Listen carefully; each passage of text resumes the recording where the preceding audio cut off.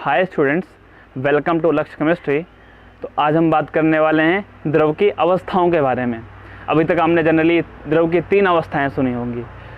तो द्रव की एक्चुअल में 6 अवस्थाएं होती हैं, तो आज हम उसी पे बात करने वाले हैं। तो क्या होती हैं वो द्रव की 6 अवस्थाएं, ठीक है।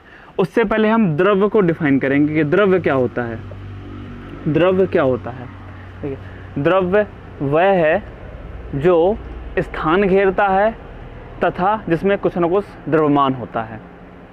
द्रव्य वह है जो कुछ न कुछ स्थान घेरता है तथा जिसमें कुछ न कुछ द्रव्यमान होता है। ये मार्कर स्थान घेरेगा, कुछ न कुछ द्रव्यमान है। ये माइक जो लगाया हूँ, स्थान घेरेगा, कुछ न कुछ द्रव्यमान है। कोई भी ले लीजिए, पेड़ है, पौधा है, मोबाइल ले लीजिए, बुक ले लीजिए, कुछ भी ले लीजिए, यहाँ तक कि हवा का एक कण जो कि बहुत छोटा है, कुछ न कुछ द्रव्यमान उसके पास भी है और कुछ न कुछ स्थान भी घेरे है।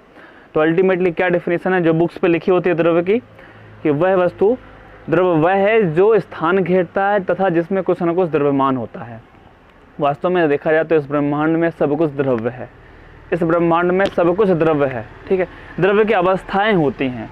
तो द्रव्य की जनरली 6 अवस्थाएं होती हैं जो कि अभी तक खोजी गई हैं।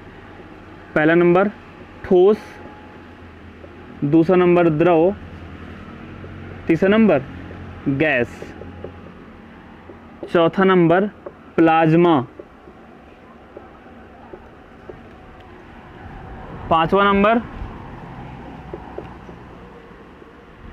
बोस-आइंस्टीन संघनित्र, बोस-आइंस्टीन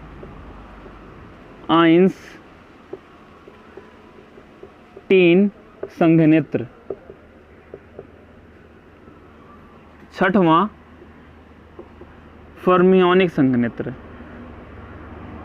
फर्मियोनिक संघनित्र, ठीक है। तो ये 6 अवस्थाएं होती हैं, ठीक है।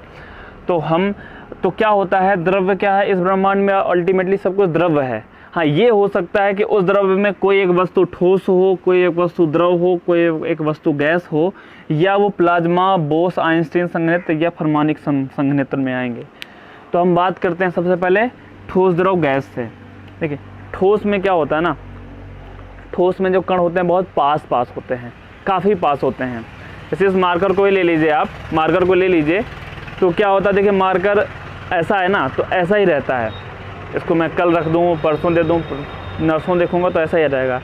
इसका कारण ये है कि इसके जो कण है ना, इतने अच्छे से चिपके हुए हैं एक दूसरे से कि वो हिलते ही नहीं हैं।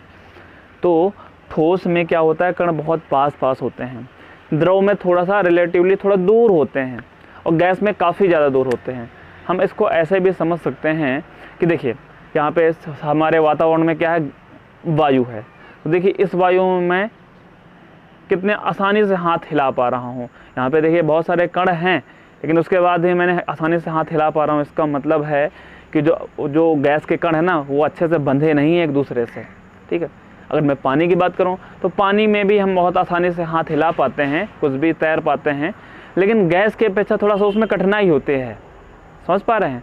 और ठोस का बात करूँ जैसे है, तो अगर मैं इसको यहाँ से ले जाऊँ ना, तो मेरा हाथ टूट जाएगा या बोर्ड नहीं टूटेगा।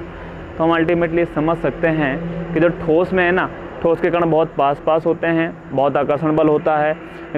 द्रव में कण थोड़े दूर होते हैं, आकर्षण बल थोड़ा कम होता है। गैस में काफ़ी और दूर बढ़ जाता है, काफ़ी दूर हो जाते हैं, आकर्षण बल कम होता है। तो हम बात करेंगे ठोस द्रव गैस की इन पहलुओं के आधार पर। कुछ मैंने यहाँ पे लिख रखे हैं पहलू, उस पर बात करते हैं। तो वो चीज़ ठोस में क्या होने वाली है, द्रव और गैस में। देखिए, अंतराणविक बल ठोस में अधिकतम होता है। अभी हमने तुरंत बात किया, अंतराणविक बल ठोस में अधिकतम होता है, द्रव में थोड़ा कम होगा, सबसे न्यूनतम होगा गैस में। ये आप समझ गए होंगे। घनत्व हमने पिछले वीडियो में घनत्व को काफ़ी डिटेल में समझा है। अगर आपने वो वीडियो नहीं देखा है तो पहले आप उसको देख लीजिएगा, मैं उसका लिंक डिस्क्रिप्शन पे दे दूँगा, ठीक है। तो घनत्व हमने कल सीखा है घनेपन की माप, कि कोई चीज़ कितनी घनी है। तो आप खुद ही समझ लीजिए, ठोस में क्या है, अंतराणविक बल ज़्यादा होता है, अणु एक दूसरे से बहुत चिपके होते हैं। तो आप समझ सकते हैं कि घनत्व ना ठोस में सबसे अधिकतम होता भी है, ठोस में अधिकतम उससे कम आता है द्रव में, और सबसे कम घनत्व होता है हमारा गैस का। हमने कल के वीडियो में बात किया था कि सबसे अधिक घनत्व किसका होता है, ऑस्मियम का, काफ़ी ज़्यादा होता है। तो ओस्मियम एक ठोस ही है, एक धातु में आता है ओस्मियम, ठीक। अच्छा, अंतराण्विक स्थान क्या होता है? अंतराण्विक स्थान, अंतराण्विक स्थान होता है जो कण होते हैं ना, कणों के बीच का जो स्थान है, जो बीच का गैप है, उसको बोलते हैं अंतराण्विक स्थान। तो आप समझिए कि ठोस के कण तो बहुत अच्छे से पैक्ड हैं, बहुत अच्छे से एक दूसरे से बंधे हैं। जब बहुत अच्छे से बंधे ना तो उनके बीच में स्थान नहीं होगा। गैस की बात करें, गैस के मॉलिक्यूल थोड़ा सा दूर दूर बंधे हुए हैं, बहुत कम बंधे हुए हैं, तो उनके बीच में स्थान काफ़ी ज़्यादा होता है। तो अंतराण्विक स्थान ठोस में न्यूनतम होगा, उससे ज़्यादा होगा द्रव में, और अधिकतम होगा गैस में। अधिकतम गतिज ऊर्जा, गतिज ऊर्जा समझ सकते हैं कि कोई मॉलिक्यूल है जो गति के कारण जो ऊर्जा होती है उसको बोलते हैं वो गतिज ऊर्जा है। किसी मॉलिक्यूल के गति के कारण जो ऊर्जा है उसको बोलते हैं वो गतिज ऊर्जा है। तो गतिज ऊर्जा देखिए आप, ठोस क्या है, ठोस के कण बहुत अच्छे से बंधे हुए हैं, बहुत अच्छे से बंधे हुए, तो गति थोड़ी ना कर पाएंगे, बिल्कुल नहीं कर पाएंगे। द्रव के थोड़े बहुत गति कर सकते हैं, और गैस के तो बहुत सारे गति कर सकते हैं, काफ़ी सारा गति कर सकते हैं। यहाँ से हो सकता है अभी गैस का कोई कण अभी यहाँ हो सकता है थोड़ी देर बाद वहाँ पहुँच जाए, थोड़ी देर बाद वहाँ पहुँच जाए। हम देखते हैं अगरबत्ती का जो धुआं है, थोड़ी देर पहले अगरबत्ती से शुरू होता है और कर के 10 मिनट बाद, 15 मिनट बाद पूरे रूम में फैल जाता है, रूम के बाहर निकल जाता है, ऐसा। तो हम समझ सकते हैं कि गतिज ऊर्जा ठोस में सबसे न्यूनतम होती है और गैस में अधिकतम होती है। ओके, गतिज ऊर्जा किसी कण की गति के कारण जो ऊर्जा होती है, फॉर्मूला मैं बताऊं तो गतिज ऊर्जा बराबर होता है 12 mv²। 9th में पढ़ा होगा आपने, ठीक। आकार, तो ठोस का आकार क्या होता है, निश्चित होता है। द्रव का आकार निश्चित नहीं होता है, और गैस का आकार भी निश्चित नहीं होता है। मार्कर अभी इस आकार का है, कल भी इसी आकार का रहेगा, परसों भी इसी आकार का रहेगा, तो आकार इसका निश्चित है। द्रव का आकार, द्रव को हम ले लें, अगर पानी में गिलास में ले लें तो गिलास के आकार का हो जाएगा, लोटा में ले लें तो लोटा के आकार के ले जाएंगे, अगर भगोनों में ले लेंगे तो भगोने के आकार का हो जाएगा। तो इसका भी आकार निश्चित नहीं होता है, और गैस का भी निश्चित नहीं होता है, तो आकार निश्चित होता है इसका। द्रव का अनिश्चित होता है आकार, और गैस का अनिश्चित होता है। आयतन, आयतन कह सकते हैं घेरा गया स्थान आयतन होता है। तो आज ये जितना स्थान घेर रहा है कल भी घेरेगा, परसों भी उतना ही स्थान घेरेगा। द्रव की बात करेंगे तो द्रव का आयतन भी निश्चित होता है।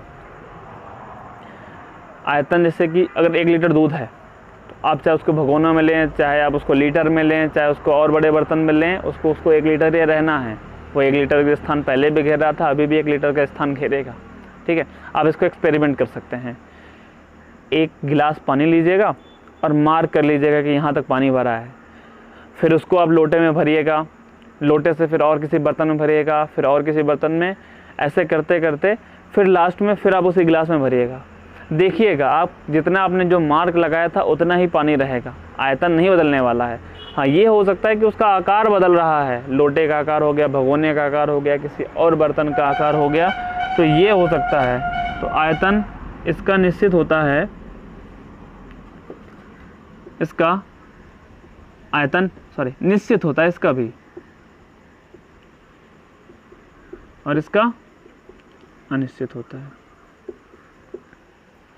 दाब, दाब का मतलब दाब लगाया जा सकता है या नहीं। देखिए, ठोस पे बिल्कुल भी दाब नहीं लगाया जा सकता, ठोस पे दाब नहीं लगाया जा सकता है। द्रव पे दाब नहीं लगाया जा सकता है, और गैस पे दाब लगाया जा सकता है। ठोस, अभी हम इसको नहीं दबा सकते हैं, इसको दबाएंगे ना तो टूट जाएगा या और अधिक द्रवित नहीं हो सकता है। उसी प्रकार द्रव, वैसे 1 लीटर द्रव है उसको हम नहीं दबा सकते, हम सोचे कि 1 लीटर का 900 ml हो जाए, नहीं हो सकता है। हाँ, गैस को दबाया जा सकता है, और हम अपने एग्जाम्पल में देखते भी हैं LPG गैस को दबा दबा के द्रव फॉर्म में भर देते हैं एलपीजी गैस में, तो दाब ठोस पे नहीं लगाया जा सकता, द्रव पे नहीं लगाया जा सकता है, गैस पे दाब लगाया जा सकता है। ठीक है, हम इसको पढ़ेंगे बहुत, आप इसको फिजिक्स में पढ़ेंगे काफ़ी अच्छे से।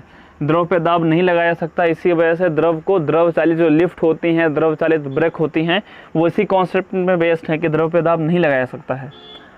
ठीक, बहने का गुण, बहने का गुण बात करें तो गैस में पाया जाता है, गैस फ्लो कर सकती है। अभी गैस यहाँ है, थोड़ी देर वहाँ पहुँच जाएगी, थोड़ी देर वहाँ पहुँच जाएगी, तो बहने का गुण पाया जाता है। द्रव में भी पाया जाता है, जैसे पानी कभी गिर गया तो बह जाता है। बहने गुण ठोस में ना के बराबर पाया जाता है। कोई एग्जाम्पल है इसमें हल्का हल्का बहने गुण पाया जाता है। जैसे बात करूँ मैं कांच क्या होता है, जैसे हम खिड़की पे लगाते हैं ना, तो कुछ दिनों बाद या कुछ महीनों बाद कांच नीचे तरफ मोटे हो जाते हैं और ऊपर तरफ पतले हो जाते हैं। ये ऐसा इसलिए होता है कि वो हल्के हल्के बह रहे हैं। तो हम कह सकते हैं बहने का गुण ठोस में ना के बराबर, या ना भी कह दें तो भी ठीक है। ठोसों में बहने का गुण नहीं पाया जाता कि ठोस बह के यहाँ वहाँ पहुँच जाए, तो बहने का गुण सिर्फ और सिर्फ द्रव और गैस में पाया जाता है। लास्ट हम बात करते हैं विसरण की। विसरण क्या होता है? दो या दो से अधिक पदार्थों का स्वतः एक दूसरे से मिल जाना विसरण कहलाता है। फिर समझिए, दो या दो से अधिक पदार्थों का स्वतः एक दूसरे से मिल जाना विसरण कहलाता है। मैं आपको एग्जांपल बताता हूँ। जैसे एग्जांपल की बात करता हूँ मैं, अगर एक बर्तन यहाँ पे रखा हुआ है, बीच में मैंने कुछ लगा दिया, दूसरा बर्तन यहाँ पे रखा हुआ है, ये उल्टा है या ये सीधा है? इस पर मैंने लाल रंग की गैस भर रखी है, इसमें मैंने रंगहीन गैस भर रखी है, अभी अलग हैं। मैंने इसको हटा दिया तो क्या होगा कि ये जो लाल रंग की गैस है ना, ये यहाँ फैल जाएगी और जो रंगहीन गैस है वो यहाँ आ जाएगी। अपने मन से मिल जाएंगे, बिना कुछ करना नहीं पड़ेगा, अपने मन से मिल जाएंगे। ठीक है, अपनी एग्जांपल दे और भी आप समझ सकते हैं। जैसे कि कोई बाल्टी है, बाल्टी में हम रंग का थोड़ा सा टुकड़ा डाल दें, ठीक है, तो और हम उसको हिलाएं भी नहीं, तो थोड़ी देर बाद देखेंगे, आधे घंटे बाद, 1 घंटे बाद, कि वो ऑटोमेटिकली कलर उसमें पूरे पानी में फैल गया है। तो ये गुण होता है विसरण का। तो विसरण गुण गैस में बहुत अच्छे से पाया जाता है, द्रव में पाया जाता है, ठोस में ना के बराबर पाया जाता है, महीनों लगते हैं विसरण में। ठीक, तो गैस का एग्जांपल हम और भी समझ सकते हैं, जैसे कि वायुमंडल में हमारी है कार्बन डाइऑक्साइड है, ऑक्सीजन है, बहुत सारी यकृत गैसें हैं। देखिए सब मिक्स है, नाइट्रोजन भी है, सब बहुत अच्छे से मिक्स हैं, वो विसरण के द्वारा ही मिक्सड हैं अच्छे से। ठीक है, द्रव को भी हम देखिए दूध में पानी मिला देते हैं तो बहुत अच्छे से मिक्स हो जाते हैं ना।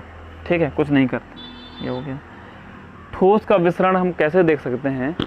सबसे अच्छा एग्जांपल है, ब्लैक बोर्ड पे अगर आप चाक से लिखें अभी, तो अगर हम तुरंत मिटारेंगे ना तो मिट जाता है। अगर उसी को 1 महीने बाद अगर मिटाते हैं ना तो थोड़ा सा मुश्किल होता है, उसको हमको काफ़ी ताकत लगाना पड़ता है, बहुत ताकत लगाना पड़ता है मिटाने में।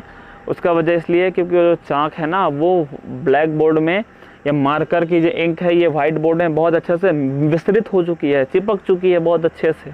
ठीक है, तो आई होप आपको ये फैक्टर समझ में आए होंगे। ठीक है, कोई भी डाउट होगा तो आप मुझे कमेंट करिएगा, बिल्कुल कमेंट करिएगा। सर इतने मिनट के इतने सेकंड में समझ में नहीं आया है तो मैं आपको अगले वीडियो में एक्सप्लेन कर दूँगा। ठीक है, तो हमने आज के वीडियो में ठोस, द्रव, गैस के बारे में अच्छे से सीखा है। अगले लेक्चर में हम ये सीखेंगे कि इनको एक दूसरे से कन्वर्ट कैसे करते हैं, और साथ ही साथ जो द्रव की 3 अवस्था हैं, प्लाज्मा, बोस आइंस्टीन संघनित्र और फर्मियोनिक संघनित्र, इनके बारे में बात करेंगे। तो अगर आपको ये वीडियो अच्छा लगा हो तो प्लीज़ लाइक करिए, सब्सक्राइब करिए और शेयर करिए अपने दोस्तों के साथ। Thank you so much for watching.